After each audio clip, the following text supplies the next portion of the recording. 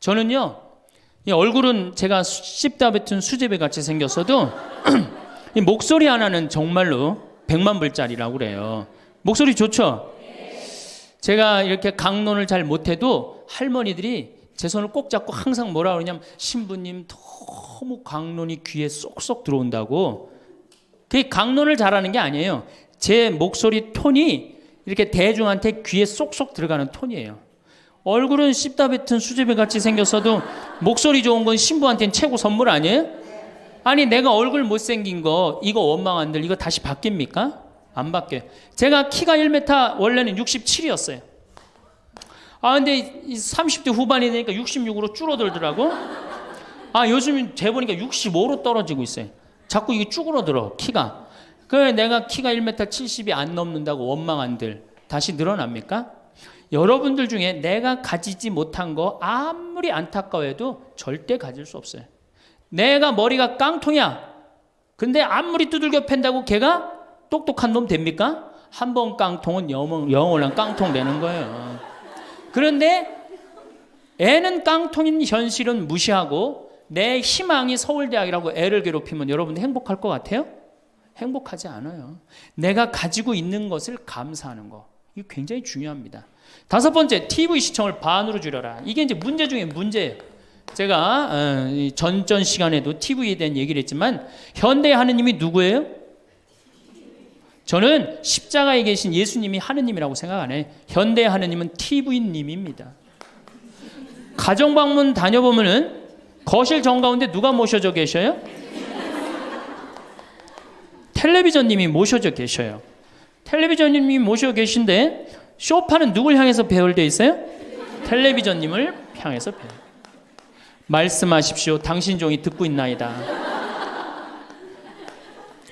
텔레비전님이 시키는 대로 다 합니다. 마가 좋으니 마를 사 먹어라. 그럼 다음 날 다 줄 서서 마 사 먹고. 도라지가 좋으니 도라지를 사 먹어라. 그러면 또 다 도라지 사 먹고. 텔레비전이 시키는 대로 하는 거예요. 아침에 일어나고 누구한테 제일 먼저 문안 인사드려요? KBS님 밤새 안녕히 주무셨습니까? 사실 평화방송에 인사하는 경우들은 좀 나아요. 그래도 아침에 아침 미사도 하고 그 새벽에 성모님 강의도 나오고 묵주기도도 나오고 그러잖아. 근데 꼭 KBS님 밤새 주무셨습니까? 더 기가 막힌 건 주무실 때. 텔레비전님 주무시기 전엔 절대 안 자요. 텔레비전님이 주무셔야지 어떻게? 나도 오늘 일과가 끝났구나 이러고 잔단 말이야. 이러니 머릿속에 뭐가 들어있겠어? 아무것도 들어있는 거 없는 거죠. 얼마나 우리가 텔레비전 하늘만큼 땅만큼 끝나고 무슨 재미로 사나 했더니 미우나 고우나라네. 미우나 고우나 오늘 끝나면 이제 또 무슨 재미로 또 살아요? 또 다른 거에 엄마가 뿔났다 이거 봐요. 보고 살아요? 여러분들 텔레비전은요 좀 미안한 얘기지만 구조가 똑같아요. 부잣집 아들 가난한 집 딸, 아니면 부잣집 딸, 가난한 집 아들, 이룰 수 없는 사랑에 못된 시어머니, 예? 그렇죠? 그게 매년 똑같이 반복되고 똑같은 내용이에요. 그거를 10년 동안 그 앞에서 시간을 보낸다고 생각해 보세요. 아깝지 않아요? 그 시간에 해야 될 일이 얼마나 많은데 대화도 해야 되고 운동도 해야 되고 감사도 해야 되고 공부도 해야 되는데 이걸 전부 다 어디다 갖다 쏟아부어? 텔레비전에 갖다 쏟아부어요. 오늘 들려드릴 황창현 신부님의 행복 특강은 인생의 후반전을 행복하게 살아가기 위해 절대 놓쳐서는 안 될 명강의입니다. 이번 영상에서는 행복을 위한 10가지 인생 명언을 들려주시는데요. 이 10가지 중에서 몇 개나 지키면서 살아가고 계시는지 한번 세어보시면 좋겠습니다. 영상이 마음에 드신다면 구독과 좋아요, 알림 설정 부탁드립니다.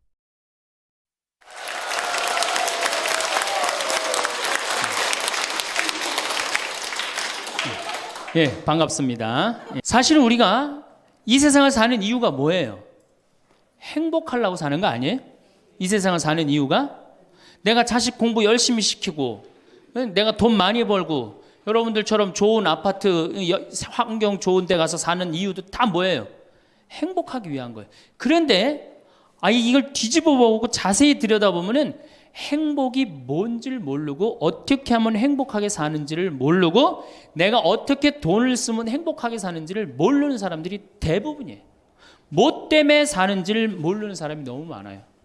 여러분들 이 제가 하는 얘기를 잘 듣고 그대로 하면은 분명히 행복합니다. 왜냐하면 내가 행복하니까. 첫 번째, 운동해라. 행복의 첫 번째 조건은 건강입니다. 몸이 아프면요, 아무것도 할 수 없어요. 몸이 아픈 건 뭐든지 귀찮습니다. 몸이 아프면 자신감도 없습니다. 몸이 아프면은 돈도 빠져나갑니다. 그러니까 내가 행복하려고 그러면 제일 먼저 뭐 하면 돼요? 운동하면 돼요. 그래서 30분 정도, 일주일에 3번 정도 몸 안에 산소를 충분히 공급해 줘야 돼. 몸 안에 산소를. 그러면은 모든 기관이 다 좋아져요. 산소 공급해 주는 제일 좋은 방법은 뭐예요? 걷는 거, 산에 가는 거. 그리고 뭐 그것도 여의치 않으면 여러분들 스트레칭 하는 거. 그리고 내가 조금 돈이 있다, 수영장 가는 거. 수영장 가는 거 참 좋아요. 벤자민 플랭클린이라는 사람이 미국의 독립 선언문을 기초한 분이에요. 이분이 뭐라고 그랬냐면 여러분들 잘 아는 유명한 얘기입니다. 재산을 잃으면 조금 잃은 거고, 명예를 잃으면 반을 잃은 거고, 건강을 잃으면 다 잃었다 그랬어요. 건강을 잃으면 다 잃은 거예요. 저도 원래 관절염이 있었어요. 그래갖고 내 동창들이 나보고 40살 네가 넘어서 살면은 이별여행 가준다 그랬어요. 세계 이별여행. 그때까지 못 살 것 같았거든. 그리고 내가 보자 신부 때도 교우들이 나한테 그랬어요. 아유, 신부님 곧 쓰러져서 죽을 것 같아요 그랬어요. 정말로 그렇게 건강이 안 좋았어요. 근데 제가 수영을 하면서부터 건강해지기 시작해서 수영하면서 지금 수영장 25m 풀 40밖에 한 번도 안 쉬고 돕니다. 한 번도 안 쉬고. 그거 어려운 거 아니에요. 조금만 여러분들 투자하면. 그걸 이제 그런 이 건강에 자신이 생기니까 요즘은 뭐를 해요? 스킨스쿠버 다이빙을 합니다. 이게 지구상에 여러분들이 보는 건 30%예요. 70%는 어디가 있어요? 바다에 가 있어요. 바다 안에 들어가 보면 정말로 아름답고 신비해요. 그러니까 건강하니까 옛날엔 꿈도 못 꿨죠. 제가 바다에 들어간다는 건 꿈도 못 꿔. 나 하나 걸어 다니기도 힘들었는데. 근데 지금은 너무너무 좋고 행복해요. 건강의 행복의 첫 번째 조건은 뭐예요? 건강이에요. 여러분 오늘 당장에 집에 가갖고 신부님 지금 애 키우고 너무 돈이 좀 빠듯합니다. 쉬운 방법이 하나 있어요. 집에 가서 학원 끊어요. 애들 학원. 학원만 끊으면 여러분들 뭐가 생겨? 돈이 생겨요. 그 돈 가져와서 여러분들 건강 먼저 챙기세요. 그게 자식을 위하는 길이에요. 그래서 행복하려면 뭐 해라? 운동해라. 두 번째, 감사해라. 이거 참 우리가 못하는 것 중에 하나예요. 하루에 5가지씩 감사라는 거예요. 하루에 5가지씩. 저는요, 이 얼굴은 제가 씹다 뱉은 수제비 같이 생겼어도 이 목소리 하나는 정말로 100만 불짜리라고 그래요. 목소리 좋죠? 제가 이렇게 강론을 잘 못해도 할머니들이 제 손을 꼭 잡고 항상 뭐라 그러냐면 신부님 너무 강론이 귀에 쏙쏙 들어온다고. 그게 강론을 잘하는 게 아니에요. 제 목소리 톤이 이렇게 대중한테 귀에 쏙쏙 들어가는 톤이에요. 얼굴은 씹다 뱉은 수제비 같이 생겼어도 목소리 좋은 건 신부한테는 최고 선물 아니에요? 아니 내가 얼굴 못생긴 거 이거 원망한들 이거 다시 바뀝니까? 안 바뀌어요. 제가 키가 1m 원래는 67이었어요. 아 근데 30대 후반이 되니까 66으로 줄어들더라고. 아 요즘 재보니까 65로 떨어지고 있어요. 자꾸 이게 쭈그러들어 키가. 그래 내가 키가 1m 70이 안 넘는다고 원망한들 다시 늘어납니까? 여러분들 중에 내가 가지지 못한 거 아무리 안타까워해도 절대 가질 수 없어요. 내가 머리가 깡통이야. 근데 아무리 두들겨 팬다고 걔가 똑똑한 놈 됩니까? 한 번 깡통은 영원한 깡통 되는 거예요. 그런데 애는 깡통인 현실은 무시하고 내 희망이 서울대학이라고 애를 괴롭히면 여러분 행복할 것 같아요? 행복하지 않아요. 내가 가지고 있는 것을 감사하는 거. 이거 굉장히 중요합니다. 제가 군대 가기 전에 우리나라를 한 바퀴 여행을 해야 되겠다. 그리고 청량리에서 기차를 타고 강릉 앞바다에 딱 도착을 했는데 새벽에 태양이 뜨는데요. 구름 한 점 없는 바다에서 태양이 뜨는데요. 불덩어리가 떠오르는 거예요. 전 지금도 그걸 보여주게 하신 하느님 아버지한테 정말 감사해요. 여러분들 그런 태양 보신 적 있으세요? 3대가 공을 쌓아야지 봅니다. 바닷가에 사는 사람들도 잘 못 봐요. 왜냐하면은 뜰 때 항상 구름이 이렇게 깔려 있지 그냥 맨 바다가 있기는 그것이 절대 그 쉬운 게 아니에요. 근데 내 그때 그 막 군대 가기 바로 직전에 하느님께서 그 태양을 보여주실 때 제 마음이 어떻겠어요? 이거는 얼마나 감사해요. 그러니까 매일매일 감사해야 돼요. 저는 맨날 수원에 있는 어머니 아버지한테 감사하잖아요. 이렇게 인사. 예. 이렇게 목소리 좋게 놔주셔서 감사하다고. 또 작년에 제가 아프리카를 갔었어요. 아프리카를 갔는데 세렝게티 초원을 갔어요. 세렝게티 초원이 얼마나 넓으냐 하면 서울서부터 대전까지 한 평야예요. 딱 한눈에 펼쳐져요. 믿어지지가 않죠. 가서 보세요. 신부님 무슨 돈으로? 학원만 안 보내면 다 생깁니다. 학원만 안 보내면 다 생겨요. 그런데 서울서부터 대전까지 딱 펼쳐졌는데 마침 누때 이동 시기에 우리가 같이 이렇게 다니는 거하고 맞물렸어요. 200만 마리가 이동을 하는데 여러분들 200만 마리 상상이 가요? 그 푸른 초원에 누때 200만 마리가 이동을 하는데 내가 이 하느님이 창조의 세상에 내가 들어와 있구나. 그걸 느끼는 거예요. 감사하는 거예요. 그리고 우리 인생 돌아보면요. 억울한 것, 분한 것만 생각하면 여러분들 도움 돼요? 우리가 습관을 잘못 길렀어요. 우리 할머니들 나하고 대화 꼭 해보면은 내가 지난번 강의 때도 말씀드렸지만 뭐 신부님 내 말 좀 들어보세요. 그럼 꼭 대동아 전쟁부터 참 억울하고 분한 것만 다 나열한단 말이야.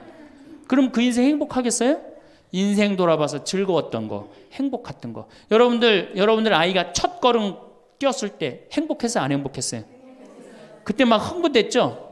그렇게 행복했던 순간은 다 까먹고 억울하고 분한 것만 그대로 차곡차곡 쌓아놓으면 그 사람이 행복할 것 같아요? 내 아이가 처음으로 엄마라고 그랬을 때 행복했어요? 안 행복했어요? 그럼 그것만 생각하라는 거예요.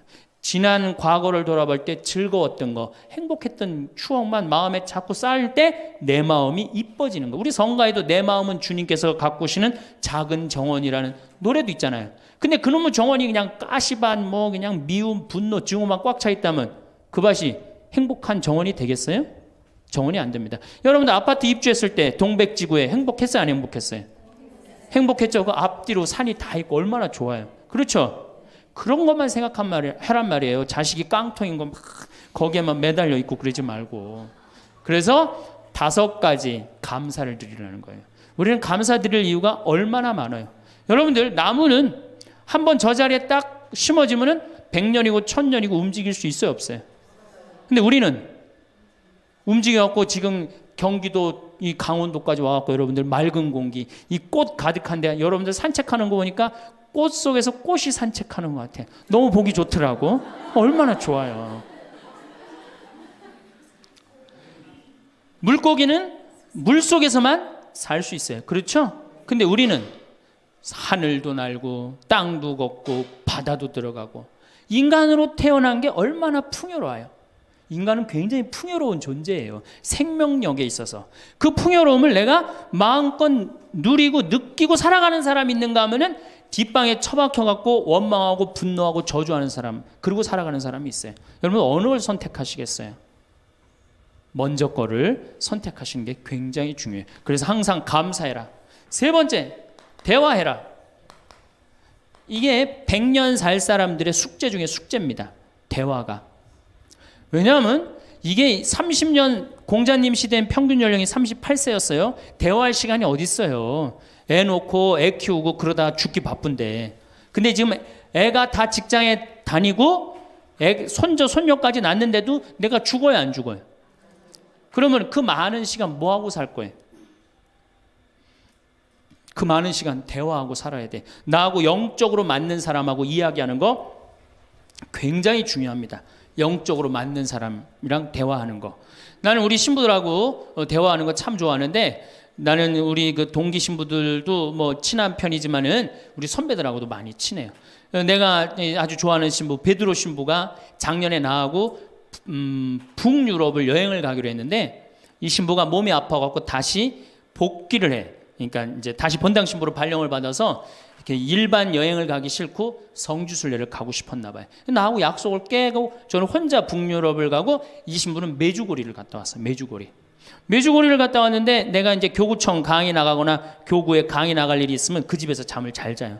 이제 그 성지순례 갔다 오고 난 다음에 그 집에서 잠을 자는데 그 신부가 미안했는지 성지순례 갔다 온 이야기를 해주는 거예요.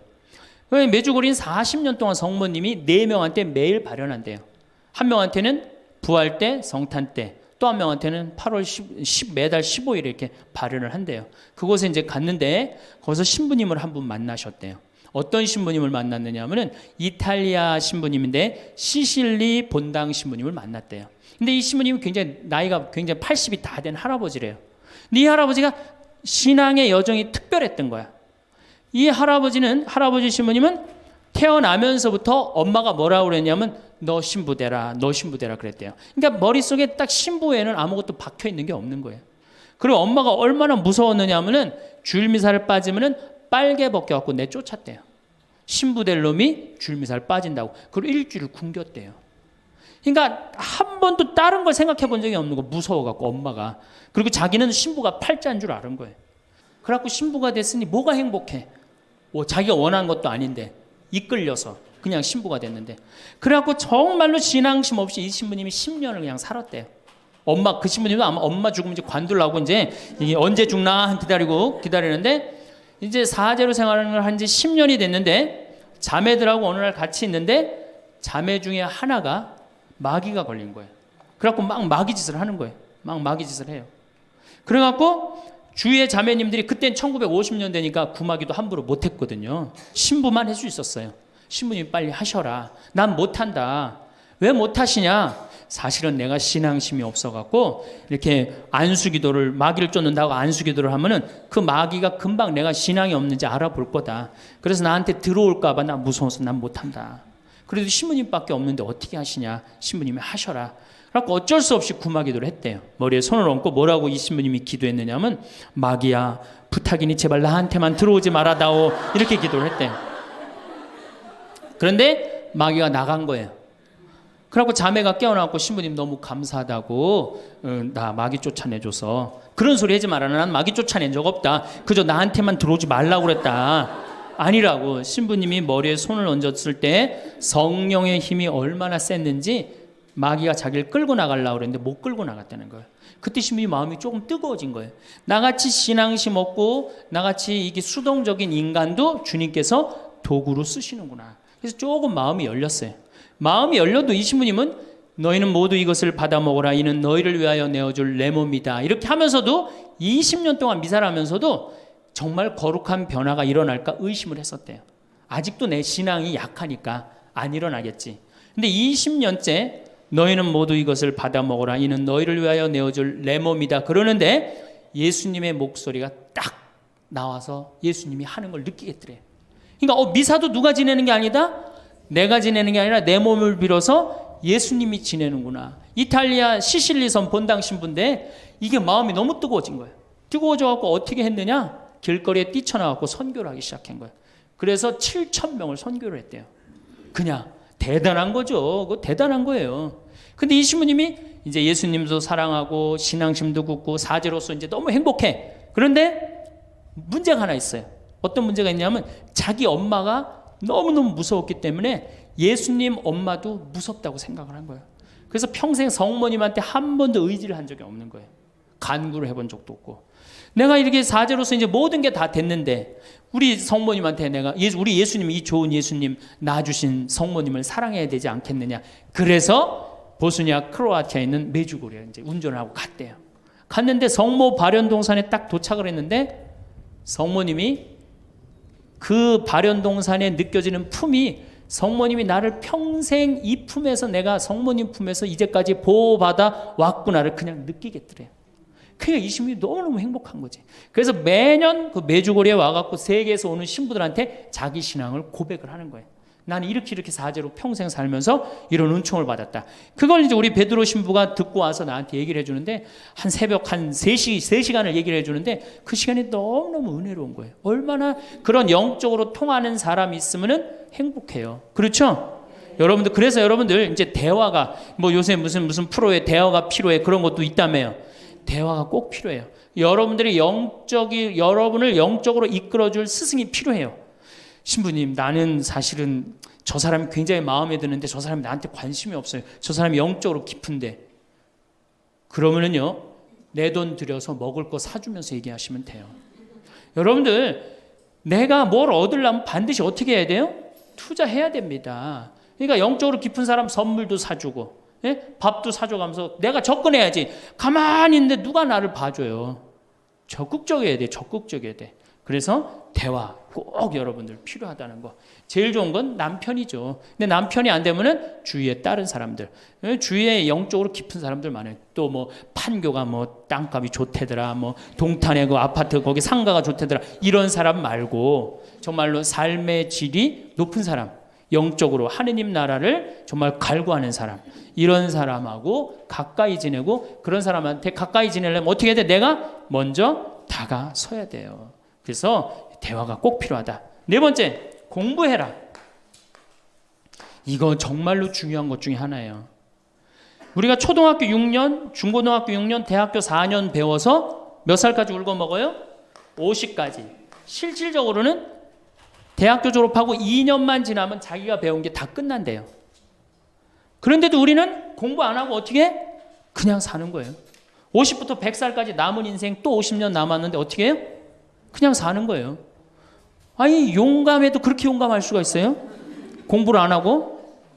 저는 제가 신부가 돼서 환경에 너무너무 관심이 많았어요.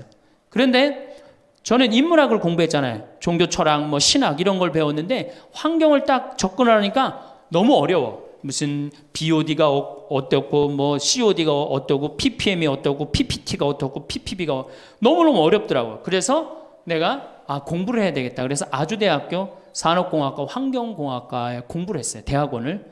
2년을 공부하고 나니까 석사 학위가 나오더라고요. 석사 학위가 나오니까 환경부에서 연락이 왔어요. 신부님, 지금 전국적으로 60명 환경 강사를 모집하는데 천주교에 보니까 공학 석사 학위 따신 분이 계시니까 좀 나와주라고. 그럼 해라고. 그래갖고 이제 한강 관리청인가 하여튼 어디에 제가 이름이 등록이 됐어요. 전국으로 다 뿌려졌어요.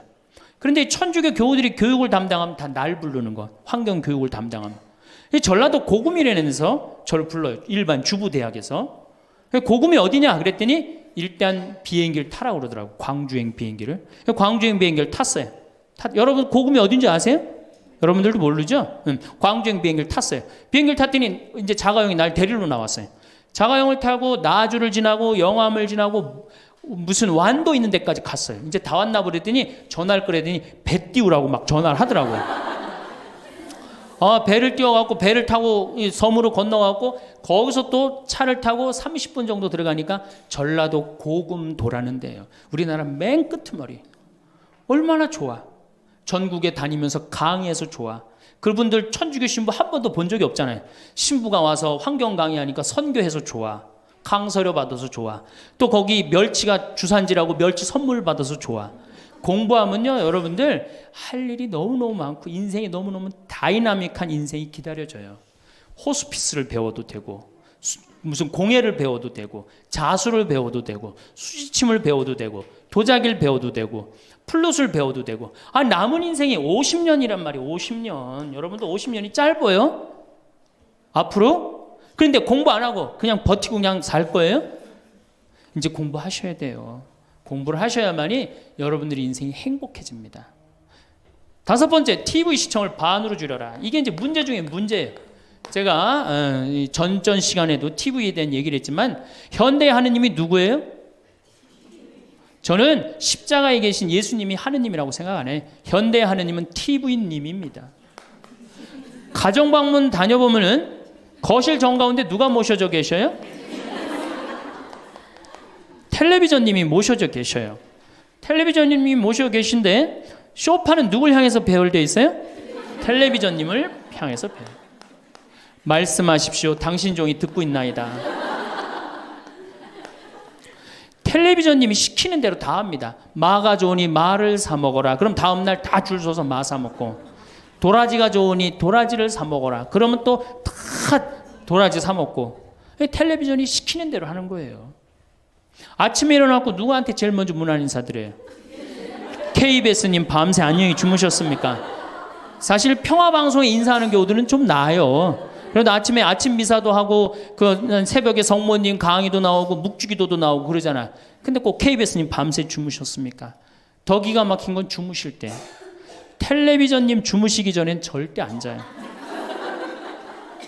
텔레비전님이 주무셔야지 어떻게? 나도 오늘 일과가 끝났구나 이러고 잔단 말이야. 이러니 머릿속에 뭐가 들어있겠어? 아무것도 들어있는 거 없는 거죠. 머릿속에 책을 읽어야 될 거 아니야. 책을. 우리나라 사람들처럼 책 안 읽는 사람 없어요. 10명 중에 4명이 1년에 한 권도 안 읽는데요. 이 중에도 한 권도 안 읽는 사람들 많을 거예요. 심각한 겁니다. 예. 저한테 그래요. 신부님 그렇게 매일 강의하면서 여기 농사 지면서 토담집 지면서 언제 그렇게 농사꾼 신부 유럽에 가다라는 책도 쓰셨고 이번에 환경 에세이 어디로 가야 하는 책도 쓰셨느냐고. 텔레비전만 안 보면 그 시간 충분해요. 여러분들 하루에 3-4시간씩 무슨 일 집중해서 한 6개월 하면은 무슨 일 만들어내지 않겠어요? 얼마나 우리가 텔레비전 하늘만큼 땅만큼 끝나고 무슨 재미로 사나 했더니 미우나 고우나를 하네. 미우나 고우나 오늘 끝나면 이제 또 무슨 재미로 또 살아요? 또 다른 거에 엄마가 뿔났다 이거 봐요. 보고 살아요? 여러분들 텔레비전은요 좀 미안한 얘기지만 구조가 똑같아요. 부잣집 아들 가난한 집 딸 아니면 부잣집 딸 가난한 집 아들 이룰 수 없는 사랑에 못된 시어머니. 예? 그렇죠? 그게 매년 똑같이 반복되고 똑같은 내용이에요. 그거를 10년 동안 그 앞에서 시간을 보낸다고 생각해 보세요. 아깝지 않아요? 그 시간에 해야 될 일이 얼마나 많은데 대화도 해야 되고 운동도 해야 되고 감사도 해야 되고 공부도 해야 되는데 이걸 전부 다 어디다 갖다 쏟아부어? 텔레비전에 갖다 쏟아부어요. 그리고 여러분 텔레비전을 보면 볼수록 어떤 의식이 늘 것 같아요? 패배의식이 늘어납니다. 텔레비전을 보면 볼수록 마음의 갈등이 일어나요. 제가 유럽의 가정에 초대를 받아서 이렇게 가보면요 거실에 텔레비전 있는 집 하나도 없어요. 쇼파는 다 어떻게 서로 마주보게 배열되게 돼 있어요. 근데 우리나라는 완전히 텔레비전에 완전히 미쳐 있어요. 그러니까 이 두 개만 치면 여러분들 행복합니다. 자식하고 텔레비전만 치시면은 여러분들은 행복할 수 있어요. 6번째, 신앙생활을 해라. 자, 우리가 현대를 살아가면서 정말로 우리가 인간이 정말 최고로 잘난 것 같고 요즘 과학기술을 보면 정말 못하는 게 없는 것 같잖아요. 근데 왜 석유값이 뛰고 왜 굶어 죽는 나라가 37개국이 생기고 그래요? 이건 하느님을 잃어버렸기 때문이에요. 하느님의 진리에 따라 인간이 살지 않으면 인간은 원하지 않는 방향으로 갑니다. 하느님께서 원하지 않는 방향뿐만 아니고 인간 본성이 원하지 않는 방향으로 가요. 우리가 저는 여기서 살면서 이 산을 보면서 강을 보면서 항상 하느님한테 감사해요. 저 하느님 너무너무 감사합니다. 이렇게 맑은 공기 주셔서 감사합니다. 이 아름다운 세상 주셔서 감사합니다. 감사하다 보면 우리가 조금 뭐라 그럴까요? 겸손해져요. 근데 이게 다 자기 것인 줄 알고 막 파괴하기 시작하면요. 자연이 파괴되면 결국은 누가 파괴돼요? 인간이 파괴되는 거예요. 그러니까 우리가 하느님께 가까이 가면은 자연도 일치가 되는데 하느님으로부터 멀어지면 멀어질수록 자연도 파괴되는 거예요. 그래서 여러분들 신앙생활 하십시오. 아까 제가 천주교 조금 욕을 했는데 그래도 천주교 괜찮아요. 아주 제가 보기에는 무슨 우리 교우들 어두운 데로 안 끌고 가요. 더욱이 내 동창 중에 또 옛날에 죽산성당 아시죠? 죽산 성지 있는 데 있죠? 거기 내 동창 신부가 그 본당 신부로 있었는데 그 신부 너무 재미난 얘기를 해줬어요. 아니 옆에 30년 동안 개신교 다니던 할머니가 어느 날 개종을 했대요. 성당으로. 똑같이 열심히 나오더래요. 교회 나가는 것만큼 훨씬. 근데 이 할머니가 다리가 부러진 거예요. 그래갖고 택시 타고 또 계속 나오는 거예요. 그래서 본당 신부가 그랬대요. 할머니 이렇게 맨날 택시 타고 나오고 그러니까 그러지 말고 내가 봉송 잘 테니까 이 아픈 동안 나오지 말아라. 돈 들여서. 그랬더니 이 할머니가 하시는 말씀이 신부님 괜찮아요. 그래도 이 성당 다녀보니까 저 교회 다닐 때보다 여기 성당 다니는 게 훨씬 싸게 먹히니까 걱정하지 말라고. 여러분들 그래도 이 천주교 제일 싸게 먹혀요. 싸게 먹히지 괴롭히지 않지 딴 길로 안 끌고 가지. 정말 하느님께 우리가 의지하고 산다는 거 이건 굉장히 우리 나를 위해서 좋은 거예요. 또 우리가 이 세상 사는 목적이 뭐냐면 내 영혼 구원이에요. 나중에 이제 기회 있으면 제가 한 번 더 말씀을 드릴 텐데 죽어서 영혼의 세계는 반드시 있습니다. 그 영혼의 구원을 위해서 우리가 간구해야 돼요. 그래서 신앙생활은 행복을 위해서 가장 기초 중에 기초라는 거. 7번째, 웃어라. 이게 웃는 게요, 우리가 행복으로 가는 길에 최고의 지름길이에요. 웃는 게. 그런데 우리나라 사람들이 잘 안 웃어요. 얼마나 안 웃느냐면, 내가 이제 이렇게 도시에 나가고 엘리베이터를 타요. 엘리베이터를 타면은 얼굴 모르는 형제가 이렇게 눈이 마주쳐도 제가 웃어줘요.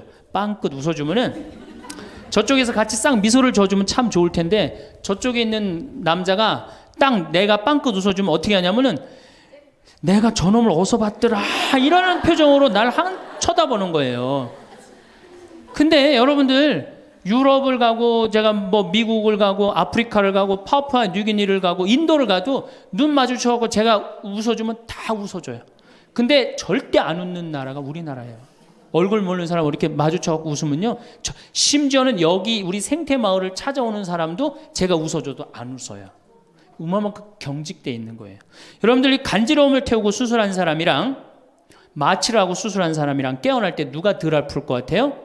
놀랍게도 간지러움을 태우고 수술한 사람이 덜 아프다는 거예요. 웃는 게 우리한테 그만큼 좋은 거예요.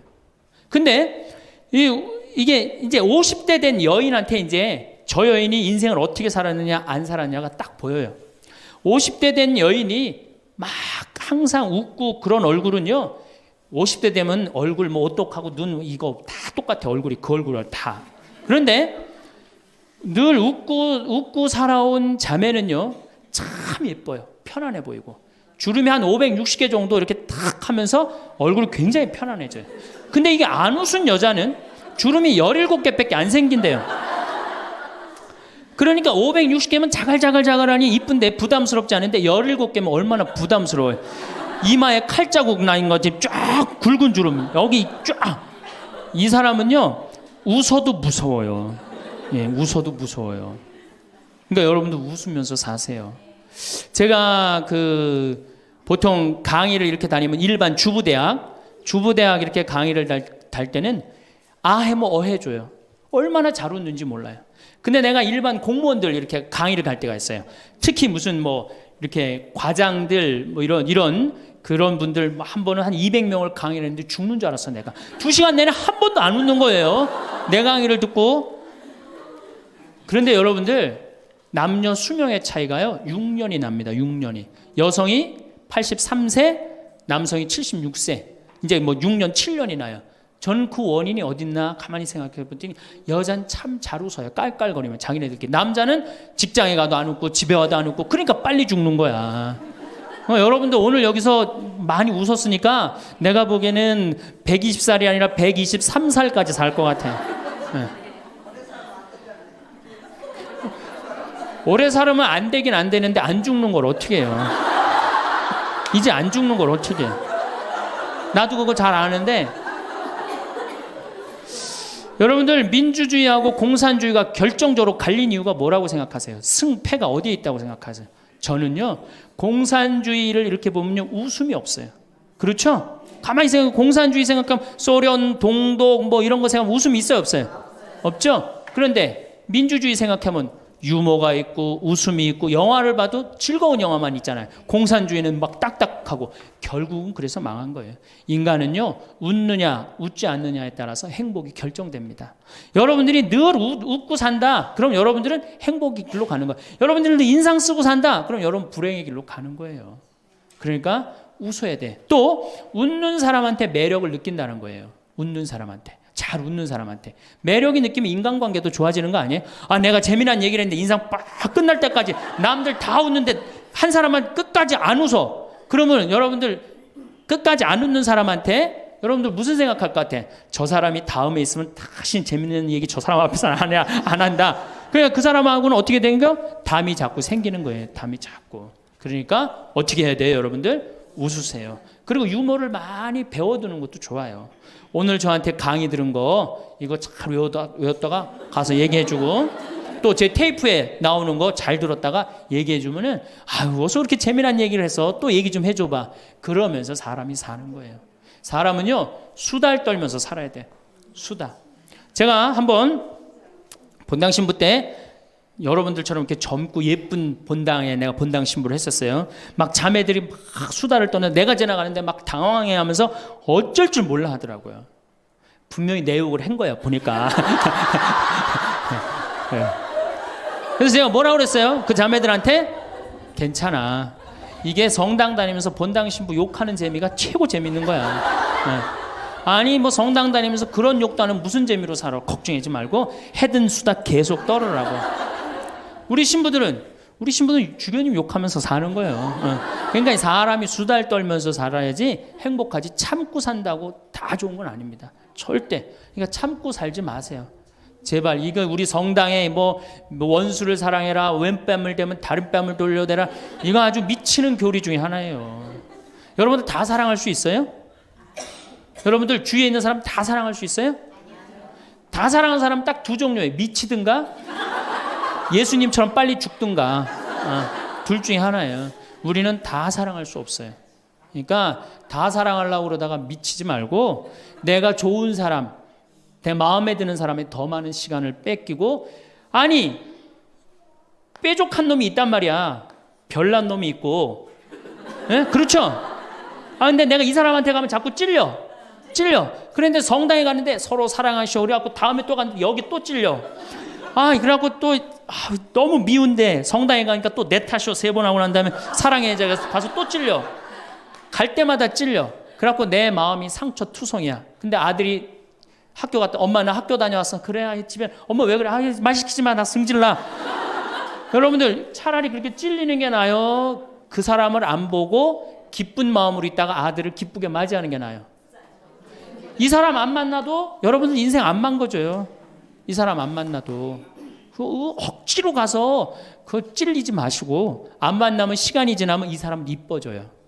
근데 막 가서 막 들이대고 막 이게 삐죽한 놈한테 가갖고 계속 나는 구역장이니까 끝까지 사랑해야지 그러고 가다가 미치든지 죽든지 둘 중에 하나를 합니다.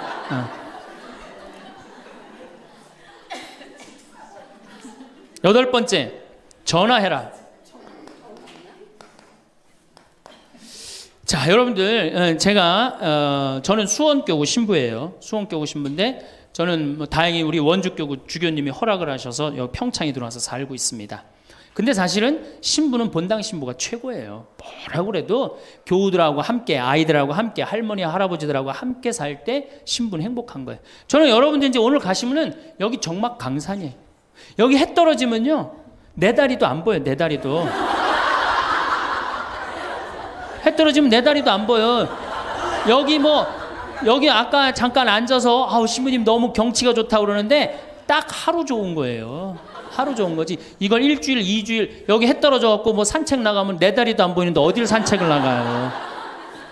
굉장히 외롭습니다. 여기 앞에도 전원 5세대가 돌았는데 3세대가 우울증으로 나갔어요. 그럼 나도 여기서 교우들 뭐 몇천 명 속에서 살다가 평창에 들어와서 살면은 우울증 걸릴 수 있잖아요. 내 동창이 20명이거든요. 동창이 20명이나 되는데 왜 나한테 전화하는 놈 한 놈도 없지? 걔네들이 날 잊은 건 아닐까? 나는 왜 교구 밖으로 와서 이 고생을 하고 살까? 난 우울하다. 그럼 알아주는 놈 누가 있어요? 아무도 없어요. 어떻게 하면 돼? 내가 먼저 전화하면 되잖아. 아주 너무 쉬운 거 아니에요.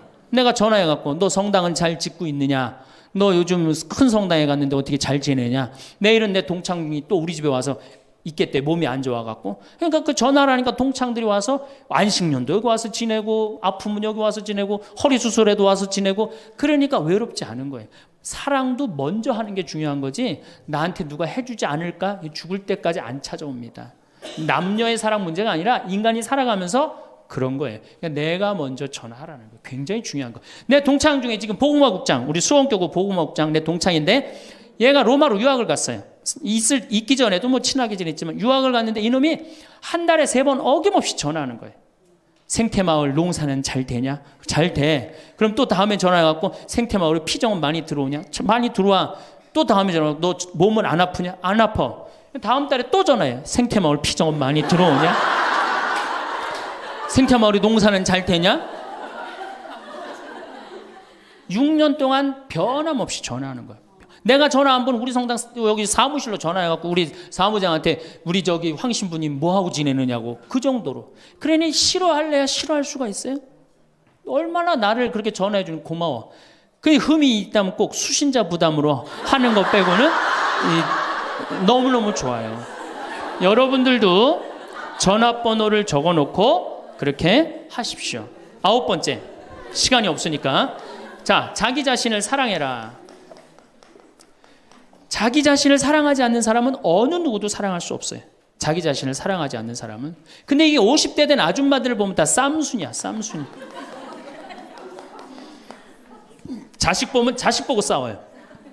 내가 너한테 해준 게 얼만데 서울대학도 못 가고 저 지방대학 가고 자취비 무슨 뭐 등록비 이런 거 내 속을 새기냐 그러고 아들 보면 싸워요. 누워갖고 그냥 빈둥빈둥 거리면 이 왼수 같은 놈만 나가 돼지라 그러고 남편 보면은 남편 보고 싸워요. 당신 나한테 시집 와갖고 나한테 해준 게 뭐 있냐 그러고 내가 눈이 뼈지 시집 오기 전에 내가 그때 눈이 뼈지 저 인간을 믿고 내가 시집을 왔다 그러고 남편 보고 싸워요. 시어머니 보면 시어머니 보고도 싸워. 왜 죽지도 않고 그렇게 날 이렇게 괴롭히냐고. 왜 쌈순이가 될까요? 우리나라 40, 50대 주부들이 자기가 행복하지 않기 때문이에요. 다 해주면은 이게 자기 도리라고 큰 착각을 합니다. 그런데 시간이 가면 갈수록 상실감을 느껴요. 이젠 본인이 행복하려고 노력하세요. 여기 암 걸린 분들, 마지막에 이제 더 이상 살 수 없는 분들이 나한테 와갖고 면담을 해요. 특별히 자매님들이 나한테 면담을 할 때 울며 불며 통곡하는 얘기가 뭔지 아세요? 왜 다른 사람들한테는 그렇게 최선을 다했는데 왜 나한테 한 번도 맛있는 거 안 먹이고 나한테 좋은 거 한 번도 구경 안 시켜주고 왜 한 번도 나한테 못 해줬느냐고. 그런데 이제 죽으니 너무너무 나 자신이 불쌍하고 나 자신이 너무너무 억울하다는 거예요. 여러분들이 이제 자신을 위해서 쓰세요. 우리나라처럼 이렇게 자식한테 끝까지 대주는 나라는 아무 나라도 없어요. 미국은 졸업하고 30년 동안 대학 학비를 갚습니다. 다 자기가 갚아요. 우리나라처럼 결혼할 때까지 다 대주는 나라는 아무도 없어요. 그런데도 부모 자식 지간이 가장 안 찾아가는 나라가 우리나라가 1등이에요. 사랑이 제대로 안 된 거죠. 제대로 된 사랑을 안 하는 거죠. 나도 본당 신부로 이렇게 있으면서 냉면을 먹고 싶어. 그럼 총회장이 사줄래나 부회장이 사줄래나 성무회장이 사줄래나 안 기다립니다. 냉면 먹고 싶으면 어떻게? 내가 가서 사 먹어요. 내가 냉면 먹고 싶은지 누가 알아? 내가 가서 사 먹으면 되지. 그러니까 아무도 못 얻어먹어서. 그럼 이제 가을 지나가는데 가을 때 강론 때 내가 교우들이 3,000 여기 3,500명이라며 교우가 3,500명 냉면 하나도 못 사 먹었 얻어먹었다. 그럼 교우들이 무슨 생각할 것 같아? 우리 신부님 챙겨주는 사람 하나도 없고 빨리 장가 보내드려야 되겠다. 이런 생각한단 말이에요. 그래서 나는 내가 사 먹어요. 내가 사 먹는 동시에 혼자 사 먹으면 청승 맞잖아요. 회장님들 데려가서 내가 사줘요. 내 돈으로. 신부님 무슨 돈이 있어서 나 강사료 많으니까 다 사줘요. 근데 우리 천주교 교우들은요 먹고 떨어지는 법이 없어요. 언제 효과가 나타나? 내 영명 죽일 때 다 돌아와요.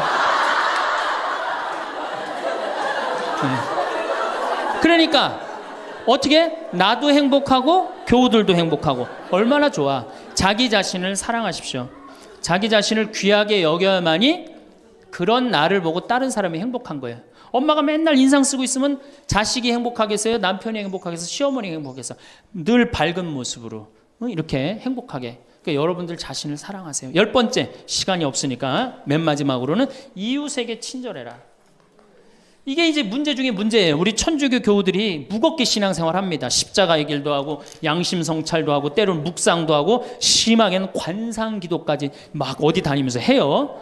근데 실질적으로 그렇게 무겁게 신앙생활하는 만큼 이웃한테 넉넉하냐?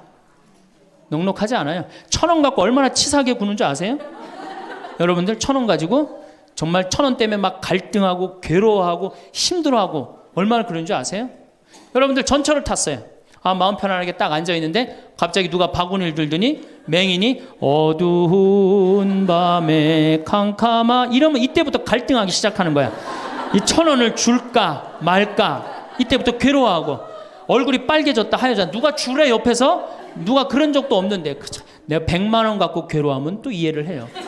이건 1,000원 가지고 딸랑 1,000원 가지고 줄까 말까. 그리고 뒷꼭지를 보고 뭐라 그래? 그래도 1,000원을 줄걸. 하느님이 이런 나를 보고 하늘에서 무슨 생각할 것 같아요? 저걸 천당에 데리고 올까 말까. 뭐하러 십자가의 길을 하고 뭐하러 이렇게 심각하게 참회절을 해요. 이런 거 하나도 제대로 못할 거라면은. 재작년에 여기 물폭탄이 터졌어요. 그래갖고 다 잠겼어요, 평창에. 근데 안성에 있는 요셉 양로원, 농아 양로원 할머니들이 전화가 왔어요. 수녀님을 통해서. 신부님 우리가 돕고 싶다는 거예요. 아니 무슨 무료 양로원 있는 할머니들이 돕느냐. 자기네들이 정부에서 나오는 돈이 있대요. 그래서 1,000원씩 고수톱 칠 때 고리도 뜯고 음식물 남기면 1,000원씩 모은 돈이 50만 원을 모아뒀대요. 그래서 여기 우리 형제 중에 조립식에 사는 형제가 집이 다 떠내려갔어요. 그래서 와라. 그랬더니 80만 원을 갖고 왔어. 할머니들이. 한 4-5분이 말 못하는 할머니들이. 그리고 이불 12채, 전기밥솥 하나. 아니 무료 양론에 사는 할머니도 1년에 한 번씩 돕는다는데 그 살기 좋다는 동백에서 살면서 한 번도 안 도우면은 여러분들 천당 갈 것 같아요? 못 가. 아니 우리가 너무 이웃한테 인색하게 살아요. 여러분들 교황님이요 뭐라고 그러셨느냐면은 나는 행복했습니다. 여러분들도 행복하십시오. 그리고 가셨죠? 요한 바오로 2세 교황님이. 저는 그 말이 이 세상 어떤 명언보다도 명언이라고 생각해. 인간으로 와서 행복하게 살아야 돼요. 갈 때 행복하게 가야 돼요. 여러분들 신앙생활하는데 우울하게 하면 안 됩니다. 정말 내가 하느님 믿는 거 아니야. 온 우주의 아버지가 내 아버지 아니에요. 주인이 얼마나 행복해. 뭐 때문에 여러분 고통스러운지 아세요? 욕심 때문에 고통스러운 거예요. 그 욕심만 조금만 내다버리면 마음이 얼마나 자유로워요. 다닐 때도 얼마나 많고 구경할 때도 많고 얼마나 아름다워요. 우리 그냥 대한민국처럼 아름다운 나라가 어디 있어요. 세계에서 제일 아름다운 나라가 대한민국이에요. 다녀볼 때 너무 많아. 결론으로 자 여러분들 지금 오늘 이제 집에 가면은 당장에 경복궁 먼저 가세요. 경복궁의 비원을 한번 가보세요. 그 조경이 얼마나 멋있어. 뭐 남편 손을 잡든 자식 손을 잡든 친구 손을 잡든 가갖고 도시락 해갖고 거기서 딱 까먹으면 바로 왕비만 바로 되는 거 아니에요? 옛날엔 거기 누가 들어갔어요? 지금은 들어갈 수 있어요 없어요? 있잖아요. 5,000원 10,000원만 내면 5,000원만 되면 왕비가 될 수 있는데 그 행복한 길을 우리가 땅바닥 우울하게 쳐다보느냐고 못 찾아가고 있는 거예요. 그래서 전 여러분들이 행복했으면 좋겠어요. 여러분들이 행복해야지 대한민국이 행복합니다. 예, 감사합니다. 황창현 신부님의 행복 특강이 어떠셨나요? 황창현 신부님께서 말씀해 주신 행복의 조건 10가지를 요약해 보겠습니다. 첫째, 운동하라. 행복의 첫째 조건이 건강이다. 건강을 잃으면 다 잃는 것이다. 둘째, 감사해라. 없는 것에 자꾸 불평하지 말고 가지고 있는 것에 5가지씩 감사하라. 셋째, 대화하라. 영적으로 통하는 사람과 대화하라. 넷째, 공부해라. 평생 공부한다는 마음으로 공부해라. 다섯째, TV 시청을 반으로 줄여라. 여섯째, 신앙생활을 해라. 일곱째, 많이 웃어라. 여덟째, 전화해라. 사랑도 먼저 하는 것이 중요하다. 아홉째, 나 자신을 사랑하라. 자신을 귀하게 여겨라. 쌈순이가 되지 마라. 그리고 자식에게 너무 올인하지 마라. 열째, 이웃에 친절하라. 이 중에서 여러분은 몇 가지나 지키며 살아가고 계신가요? 황창현 신부님의 말씀을 듣고 저는 잔주름이 많아도 웃는 얼굴이 평안해 보이는 사람이 되어야겠다고 다짐했습니다. 그리고 별난 사람과 억지로 잘 지내려다 가시에 찔리지 말고 내가 좋아하는 사람과 지내야겠다고 생각했습니다. 여러분은 어떤 다짐을 하셨나요? 마지막으로 80세를 지혜롭게 살아가는 6가지 방법에 대해 말씀드리겠습니다. 나이가 80세에 이르렀다면 어떻게 사는 게 바람직할까요? 여러분은 다음 문항을 보시면 어떤 생각이 드시나요? 사실은 먹고 싶지만 건강에 해롭다고 해서 참는다. 몸을 움직이기 힘든데 건강을 위해 무리하여 운동한다. 효과를 느끼지 못하면서도 오래 살려는 마음에 계속 약을 먹는다. 맞는 이야기라고 생각되시나요? 나이가 들수록 건강에 해로운 건 피하고 건강에 이로운 것은 꾸준히 실천하는 게 당연하다는 생각이 드는데요. 하지만 건강을 위해 했던 이러한 일들이 80세가 넘은 사람이라면 전부 자제할 필요도 무리할 필요도 없다고 합니다. 그래서 오늘은 우리의 일반적인 상식과는 다른 이야기를 해보려고 합니다.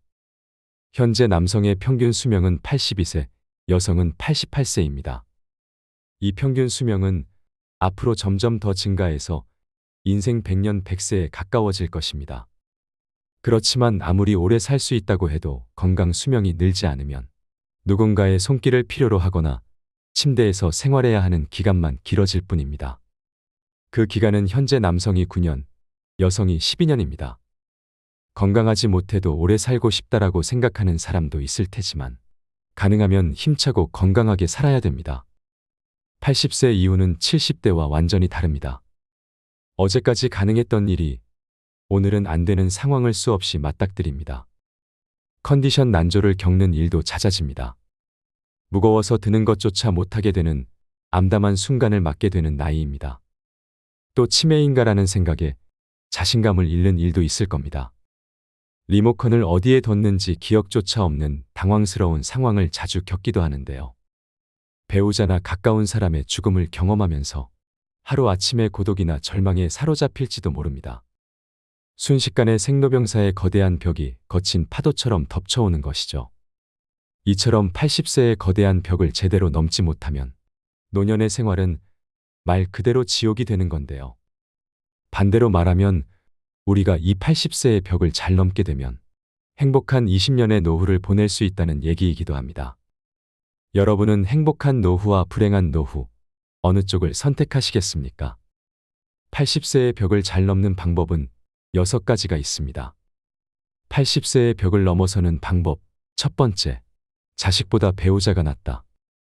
나이 들어 함께 여생을 보내고 싶은 누군가가 생긴다면 재혼도 행복의 선택지 가운데 하나가 될 수 있는데요. 하지만 재산이 있는 부모라면 자녀들이 재혼을 반대하고 재산이 없는 부모라면 자녀들이 축복한다고 합니다. 왜 그럴까요? 재산이 있으면 자신에게 돌아올 유산의 몫이 줄기 때문에 반대하고 반대로 재산이 없으면 좋은 사람을 만나서 참 다행이에요.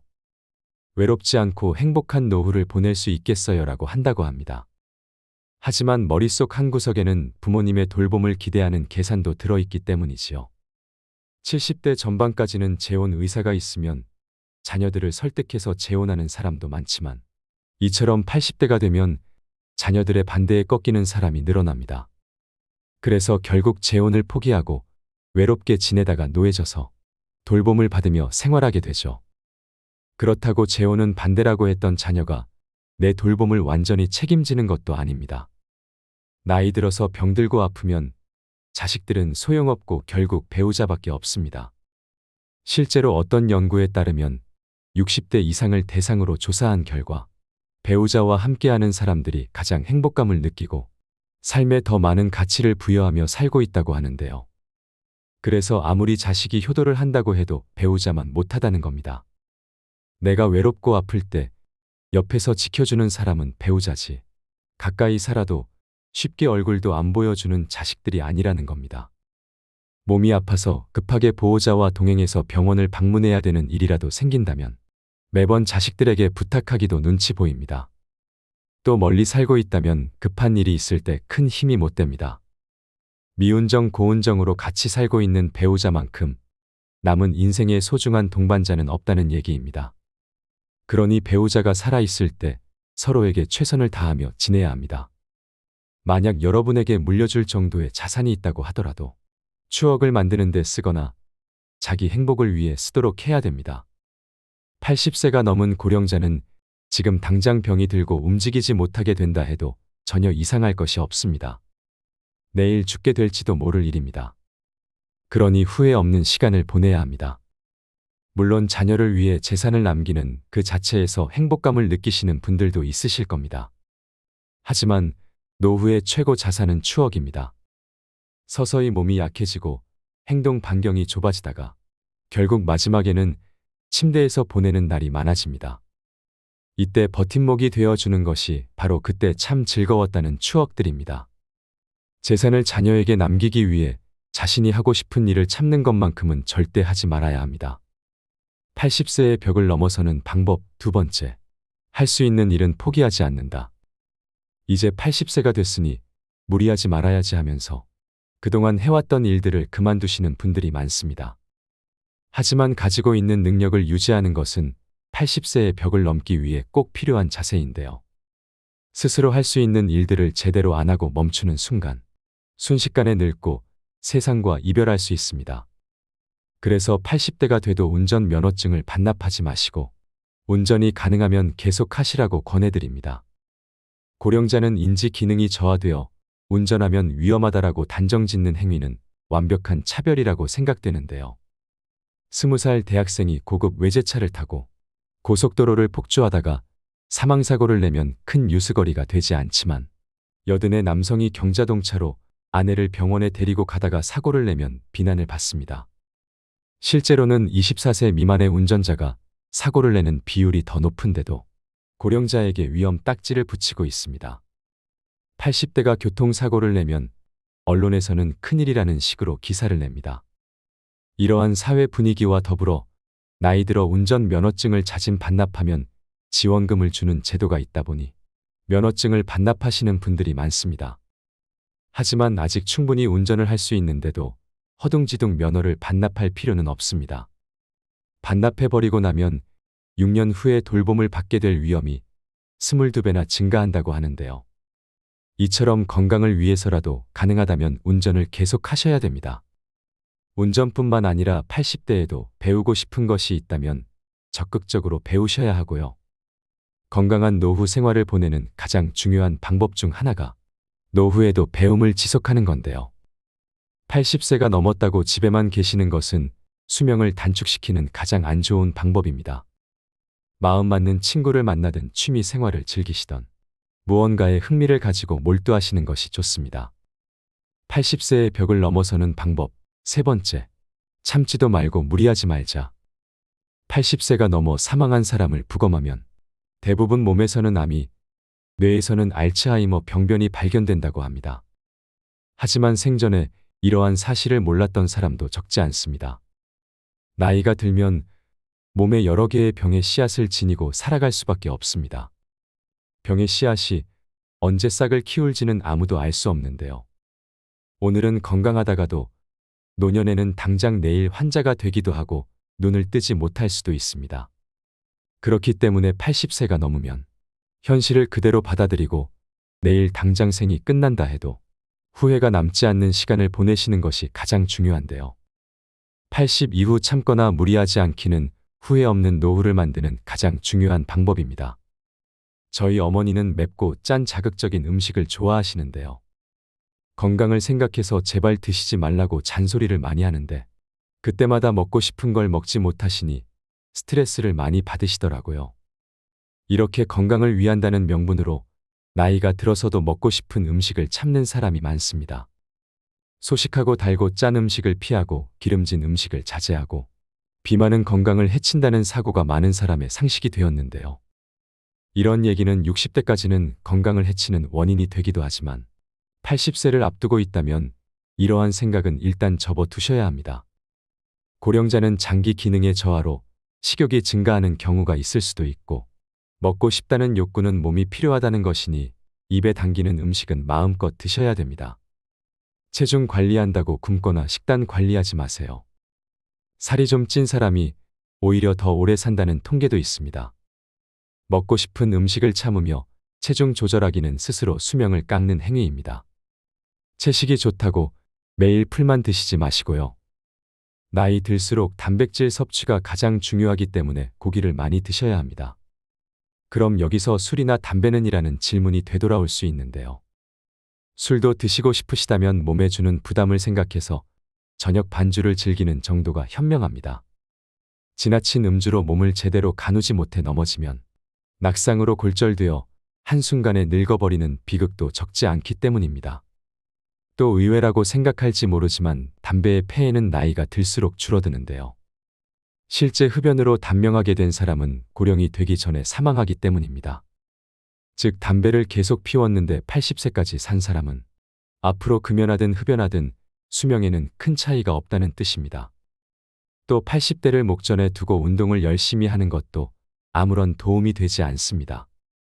오히려 무리해서 운동하다 체내에 활성산소가 만들어지게 되면 노화를 촉진할 수도 있는데요. 80세 이후에는 그냥 30분 정도의 가벼운 산책 정도면 충분합니다. 80세의 벽을 넘어서는 방법. 네 번째, 건강검진을 받지 말자. 지금 80대는 건강검진 초기 세대로 건강검진을 절대시하는 경향이 있습니다. 물론 건강검진은 60대 정도까지는 큰 도움이 되겠지만 80세가 넘은 고령자에게는 그다지 도움되는 것이 없습니다. 80대를 목전에 두고 건강검진을 받아보면 정상으로 나오는 수치보다 비정상으로 나오는 수치가 더 많은 것이 일반적입니다.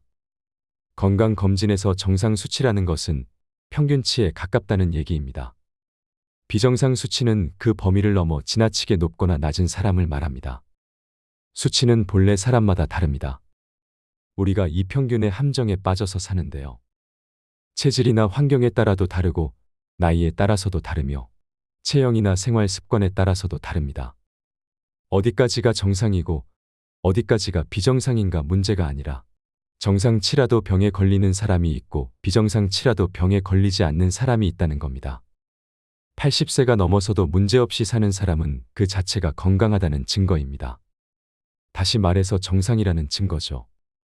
그런데 의사가 환자를 보지 않고 수치만 보고서 진단을 내린다면 어떻게 될까요? 정상치에 맞추도록 약을 처방한다는 답은 명확합니다. 환자는 지금의 건강과 기력을 잃게 됩니다. 80세가 지난 고령자는 암에 걸려도 수술할 필요가 없습니다. 나이가 들면 들수록 암은 진행이 느려지고 쉽게 전이되지 않기 때문입니다. 그렇기 때문에 허투루 손대기다는 지켜보는 편이 낫습니다. 사실 발견하지 못했을 뿐 훨씬 이전부터 암을 지닌 채 살아왔고 앞으로 서서히 진행되겠지만 한순간에 나빠지는 일은 거의 없기 때문입니다. 아시다시피 암 치료는 간단하지 않습니다. 수술이든 화학치료든 몸에 심각한 부담을 줄 수밖에 없는데요. 체력이 크게 떨어지는 80세 이상의 고령자는 평소 생활로 되돌아가지 못할 확률이 높다는 걸 명심하셔야 됩니다. 80세의 벽을 넘어서는 방법. 다섯 번째, 자기와 맞는 의사를 찾자. 80세의 벽을 넘으려면 얼마나 좋은 의사를 선택하고 얼마나 좋은 관계를 유지하느냐가 관건입니다. 그렇다면 어떤 의사를 선택해야 할까요? 좋은 의사를 구별하는 가장 손쉬운 방법은 약에 관해 이야기를 나누어 보는 것입니다. 본래 약은 몸 상태를 좋게 하는 것이 목적인데 처방해준 약을 먹고 몸 상태가 나빠진 것 같다고 해도 이건 좋은 약이니까 혹은 약을 끊고 죽고 싶나요? 라는 식의 태도를 보이는 의사라면 그 병원은 그만 다니는 편이 낫습니다.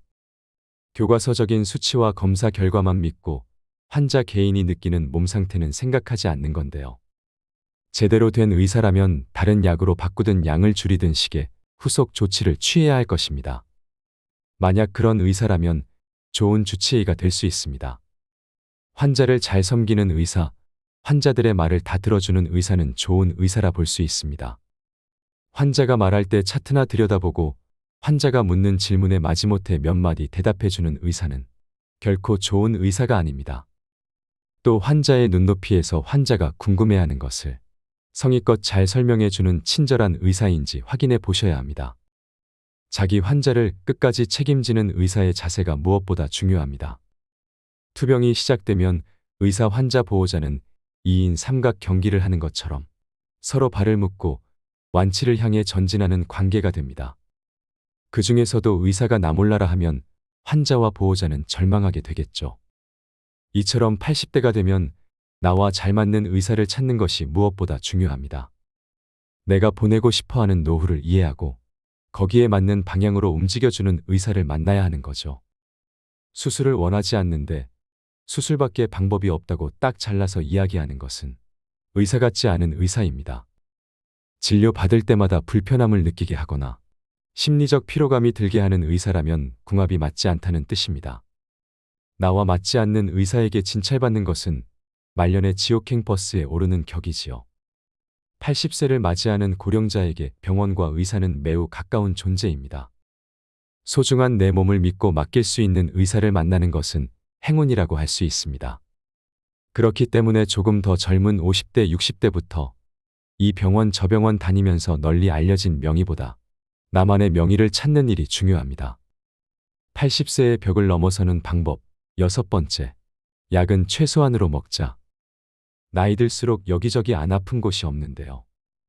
그러면 병원 진료도 장기별로 과마다 진료를 받게 됩니다.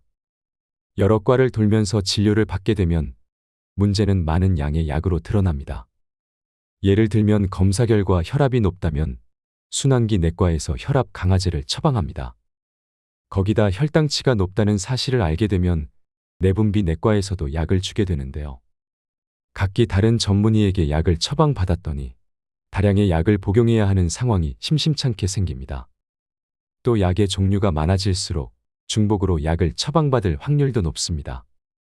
예를 들어 소화 기능이 떨어지는 경우에는 약의 위장을 보호해주는 위장약이 들어가는데 다른 목적으로 처방된 약들을 함께 복용하게 될 때 위장약이 포함되어 있으면 중복으로 복용하게 되는 셈입니다. 위장약은 위산 분비를 억제해 약을 복용할 때 속쓰림 등을 방지해 주지만 과도하게 섭취할 경우에는 장염이나 폐렴 위험이 커집니다.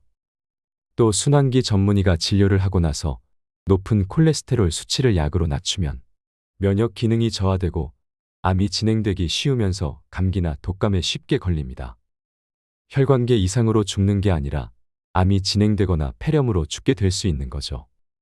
이렇게 되면 약이 되는 것이 아니라 독이 될 수도 있다는 사실을 기억하셔야 합니다. 이런 장기별 전문 진료는 60대까지 효과가 있지만 80대 전후에는 별로 도움이 되지 않습니다. 특히 고령자일수록 많은 약을 함께 쓰면 문제가 됩니다. 물론 꼭 먹어야 하는 약도 있으므로 모든 약을 끊을 수는 없지만 일상생활의 활동 수준을 방해하지 않도록 최소한에 머물러야 합니다. 머리가 아프면 두통약을 먹고 위가 아프면 위장약을 먹으면 됩니다. 필요할 때 필요한 만큼만 먹는 것이 약의 올바른 사용법입니다. 약을 계속 먹어야 오래 산다는 근거는 어디에도 없다는 사실을 기억하셔야 됩니다. 80세 벽을 넘는 방법 6가지를 소개해 드렸습니다. 여러분, 황창현 신부님께서는 싫은 걸 억지로 하거나 참지 말고 좋아하는 일을 하며 살아가라고 하십니다. 아무리 후회해도 지난 날은 돌아오지 않기 때문입니다. 내일 일은 아무도 모르기 때문에 후회 없는 인생을 살아가야 합니다. 나이 들어도 두려워하거나 걱정하지 마세요. 노후를 행복하게 보내려면 원하는 일을 하고 먹고 싶은 음식을 먹고 만나고 싶은 사람을 만나고 하고 싶은 말을 하면서 살면 됩니다. 이것이 행복한 노후와 불행한 노후를 가르는 기준입니다. 지금까지 애쓰고 고생하며 살아오셨다면 앞으로는 원하는 대로 살아보셨으면 좋겠습니다. 노후에는 너무 물질적으로 잘해놓고 살려고 할 필요도 없습니다. 노후 준비 걱정하지 마세요.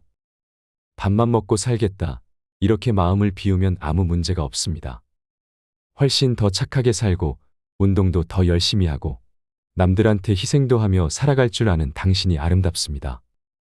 80세의 벽을 넘어서 그 후 20년도 지혜로운 노년이 되시길 바랍니다. 이상으로 책틀맨이었습니다. 지혜를 쌓는 당신의 오늘이 아름답습니다. 더 좋은 영상으로 찾아뵙겠습니다.